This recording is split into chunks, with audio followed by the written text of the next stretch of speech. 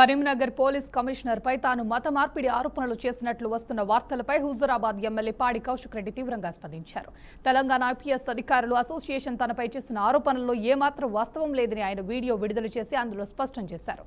ఈ మేరకు ఆయన ఐపీఎస్ అసోసియేషన్ కు బహిరంగ సవాల్ విసిరారు.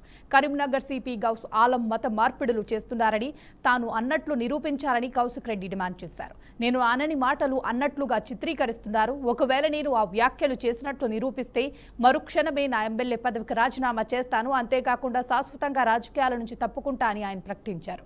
తనపై అసత్య ఆరోపణలు చేసిన ఐపీఎస్ ఆఫీసర్స్ అసోసియేషన్ నాయకులు తక్షణమే క్షమాపణ చెప్పాలని కౌశిక్ రెడ్డి డిమాండ్ చేశారు. ఆ లెటర్ ని నేను సోషల్ మీడియాలో చూడడం జరిగింది. ఇలా ఐపీఎస్ ఆఫీసర్ అంటే మాకు కూడా చాలా గౌరవం.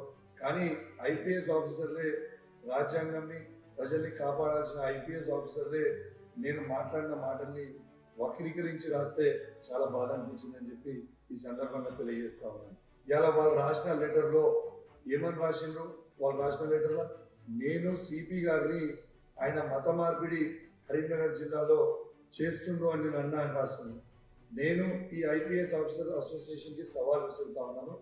నేను గిట్లా ఆ మాట్లాడిన వీడియో మీరు చూపిస్తే నేను నా ఎమ్మెల్యే పదవికి రాజీనామా చేసి శాశ్వతంగా రాజకీయాల నుంచి నేను తప్పుకుంటా. ఆ వీడియో గిట్లా మీరు చూపించకపోతే మీరు బహిరంగంగా క్షమాపణ చెప్పాలి.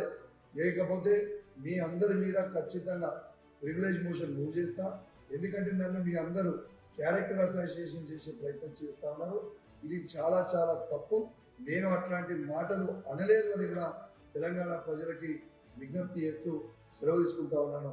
జై తెలంగాణ, జై కేసీ. నిన్న ఐపీఎస్ ఆఫీసర్స్ అసోసియేషన్ ఒక లెటర్ విడుదల చేసిండు.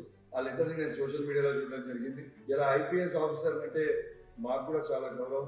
కానీ ఐపీఎస్ ఆఫీసర్లే సీఎం చంద్రబాబుపై వైసీపీ రాష్ట్ర ప్రధాన కార్యదర్శి శ్రీకాంత్ రెడ్డి సెటైరికల్ కామెంట్స్ చేశారు.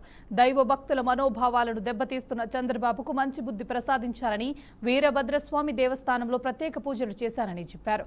ముఖ్యమంత్రిగా ఉండి అఖిలకోటి బ్రహ్మాండ నాయకుడిని ప్రతిష్టను దిగజారుస్తున్నారని మండిపడ్డారు.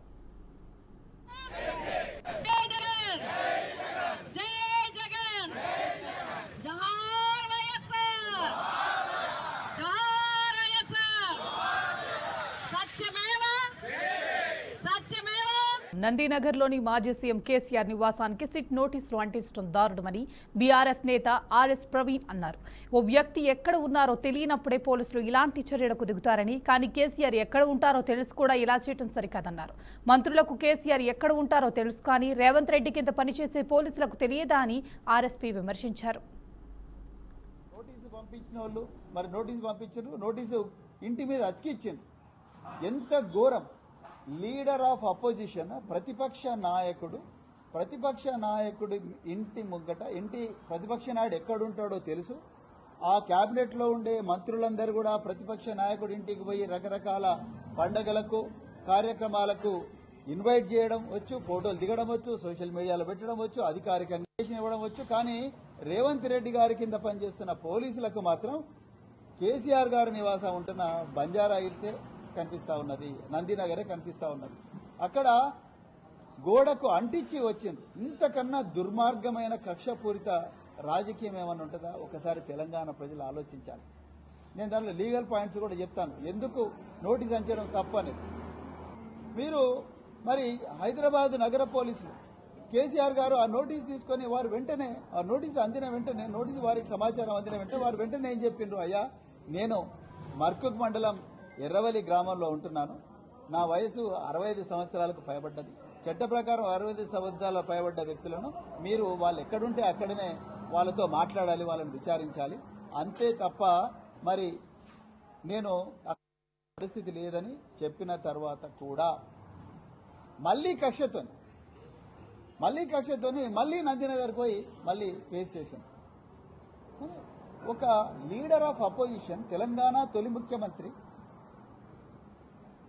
ప్రతిపక్ష పార్టీ నాయకులు, మీ మంత్రులే పోయి వారింటికి పోయి అడ్మిటేషన్ కార్డులు ఇస్తారు, కానీ మీకు మాత్రం నందినగరే కనిపిస్తున్నది. ఈ మర్కుకు రావడానికి మీకు ఇష్టం లేదు.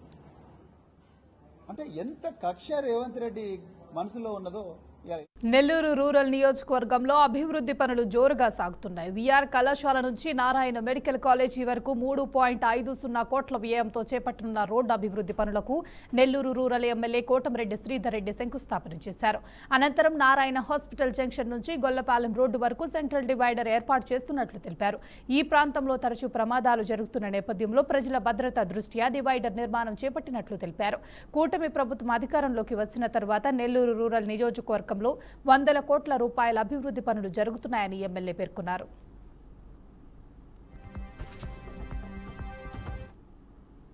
నెల్లూరు రూరల్ నియోజకవర్గం వీఆర్ కళాశాల సెంటర్ వద్ద నుంచి రామలింగాపురం అండర్ బ్రిడ్జి, అటు రామలింగాపురం, హర్నాథపురం, ఆగుతోట, ఒడ్డిపాళెం, ఏదైతే నారాయణ గారి హాస్పిటల్ వరకు ఈ యొక్క రోడ్డు నిర్మాణం దాదాపు 3.5 కోట్ల రూపాయల వ్యయంతో ఈరోజు శంకుస్థాపన చేసుకున్నాం. ఇంతేకాకుండా నారాయణ హాస్పిటల్ జంక్షన్ నుంచి గుండ్లపాళెం రోడ్డు జంక్షన్ వరకు సెంట్రల్ డివైడర్ కూడా నిర్మాణం చేయడం జరుగుతుంది. ఎందుకంటే ఇటీవల ఈ ప్రాంతంలో ట్రాఫిక్ చాలా ఎక్కువగా ఉండి యాక్సిడెంట్లు అయ్యే పరిస్థితి, అందుకే అక్కడ సెంట్రల్ డివైడర్ కూడా నిర్మాణం చేయడం జరుగుతుంది. మొత్తం కూడా 3.5 కోట్ల రూపాయల వ్యయంతో ఈ యొక్క పనులు ప్రారంభిస్తూ ఉన్నాం. 6 నెలల్లో, ఈ రోజు నుంచి అక్షరాల 6 నెలల్లో ఈ యొక్క విఆర్సి రామలింగాపురం, హర్నాథపురం, ఏదైతే Aguthota, Oddipalem, Krishnapatnam main road, Krishnapatnam road ఏదైతే ఉందో ఆ రోడ్ని పూర్తి చేసి ప్రజలకు అందిస్తామని మాట చెప్తూ, ఇంతేకాదు ఇంకా చాలా ప్రాంతాల్లో రేపు కావచ్చు, ఎల్లుండి కావచ్చు, మొన్నాడు కావచ్చు, రాబోయే వారం రోజుల పాటు నెల్లూరు రూరల్ నియోజకవర్గంలో అనేక అభివృద్ధి కార్యక్రమాలు